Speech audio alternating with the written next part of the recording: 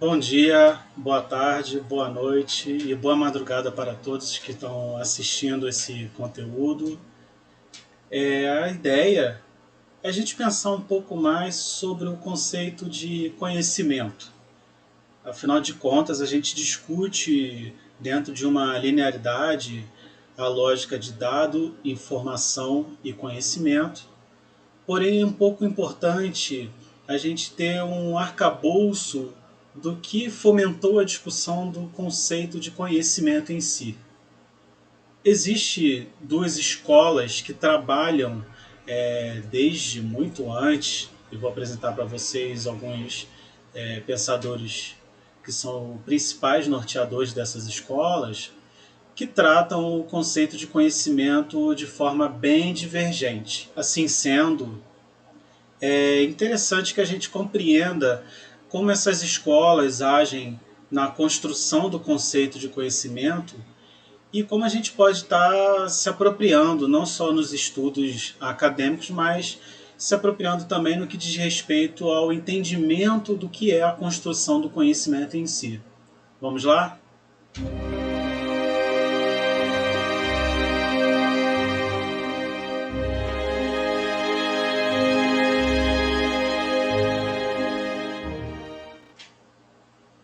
Bom, há duas escolas que trabalham a construção do conhecimento, que entendem modelos de conhecimentos bem divergentes. A primeira escola que a gente pode estar pensando advém do racionalismo, quando a gente volta à discussão do que é o racional, ou seja, aquilo que é inerente à razão, inerente a uma construção do psiquismo humano, a gente está trabalhando com o conceito de inatismo, que nada mais é do que o que é inato, o que advém da pessoa, né? Então é um conceito que enfatiza a mente no processo de conhecimento. Um dos expoentes para pensar a questão da razão como algo inato ao ser humano é o filósofo Descartes. Prega que são pessoas cuja perspectiva racionalista negam o papel da experiência. Admite que o psiquismo tem a capacidade inata de formar ideias e de construir o conhecimento. Ou seja, é como se o conhecimento já fosse algo íntegro ao ser humano. Ele já possui determinadas qualidades ou mesmo dons em si. E que o processo que decorre a partir daí é o desenvolvimento daquilo que já lhe é pertinente. Então percebam que quando a gente está falando do inatismo, dentro dessa escola racionalista, a gente está falando de pessoas que, de certa maneira, são autodidatas. São pessoas que já possuem as suas facilidades, as suas propriedades de adquirir e de construir o conhecimento. Essa é uma escola. A outra escola, que já tem um viés de pensamento bem distoante desta primeira, é a escola que advém do empirismo. Essa escola se utiliza do conceito intitulado ambientalismo, ou seja, ambiente, o social, o externo, né? Conceito este que já dá valor a uma construção do conhecimento que advém dos sentidos, que advém da construção da própria experiência humana. Ou seja, é um conceito que prega o conhecimento como algo que é construído no meio social. Um filósofo que é bem expoente dessa escola é o Locke. Locke traz a seguinte premissa, em que o ambientalismo ele serve para enfatizar primordialmente os sentidos, ou seja, considera tudo que ocorre no âmbito da experiência. Em resumo, essa é uma frase do próprio Locke, em que ele deixa claro que a construção do conhecimento não é algo que é inato ao ser humano. O ser humano não nasce com o conhecimento. O ser humano constrói o conhecimento. E para tal, há a necessidade de interação do ser humano com o social.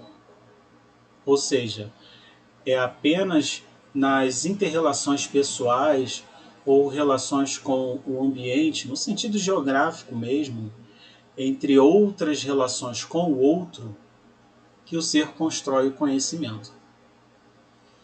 Então, a partir dessa percepção de que há duas escolas, uma que prega o inatismo, aquilo que é inato ao ser humano, e outra que prega o ambientalismo, aquilo que é construído no meio social, podemos entender um pouco da filosofia inerente ao conceito de conhecimento. E para entendermos um pouco mais como essas duas escolas agem hoje em dia, podemos entender que, atualmente, o conceito de inteligência ela se apropria das duas escolas.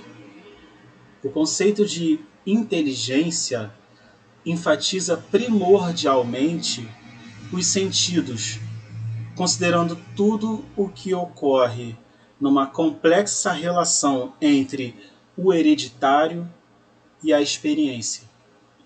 Ou seja, o conceito de inteligência nos faz compreender que a construção de conhecimento da pessoa advém, sim, de fragmentos, de detalhes que são hereditários, que advêm da própria pessoa, mas também reage com a experiência da pessoa com o mundo.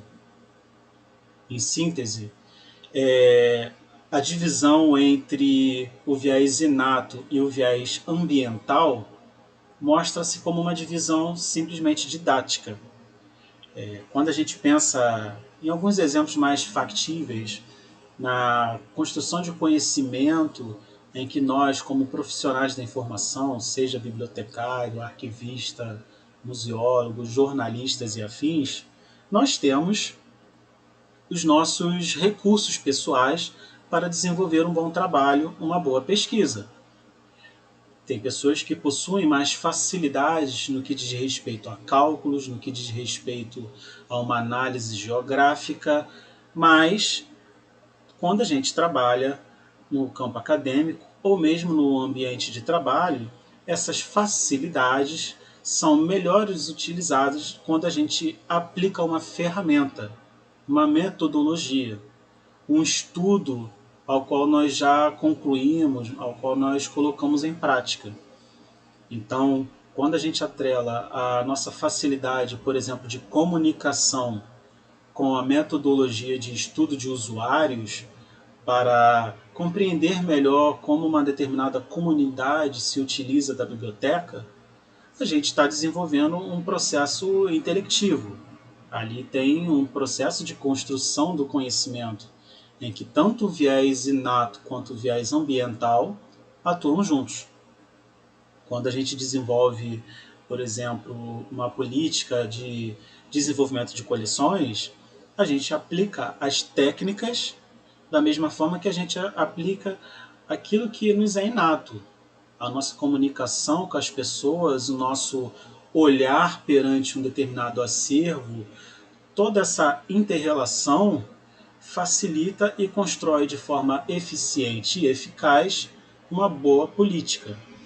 Afinal de contas, é muito comum no ambiente de trabalho e no campo acadêmico que a gente tenha que proporcionar adaptações nas nossas pesquisas e nas nossas atividades.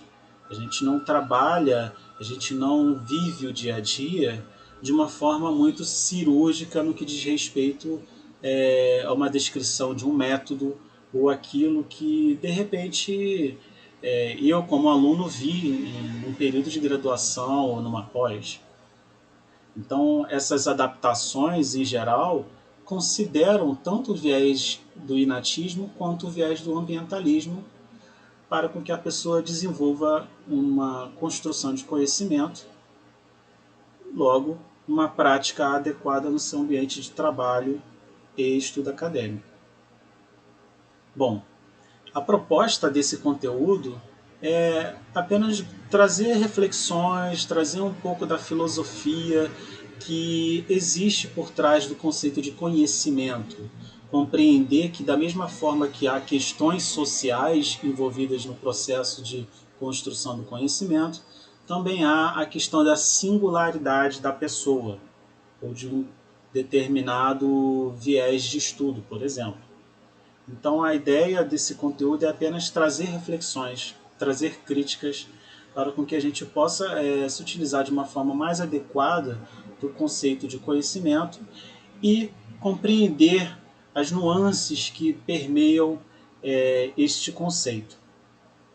Eu espero que esse conteúdo tenha sido interessante ou tenha trazido alguns questionamentos, dúvidas também. É bom quando o conteúdo traz dúvida, porque a gente percebe que há um desenvolvimento a mais para ser discutido.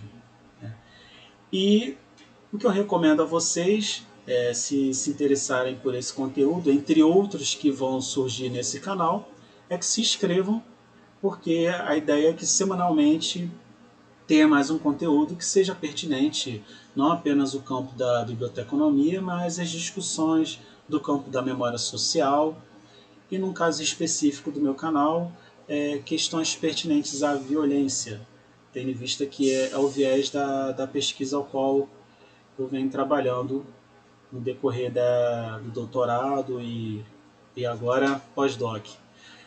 Então são 3 vieses que a gente sempre vai discutir no canal: informação, memória e violência.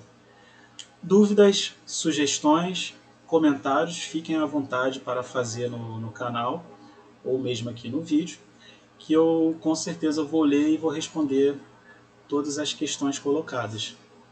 Bom, é isso, gente. Até logo.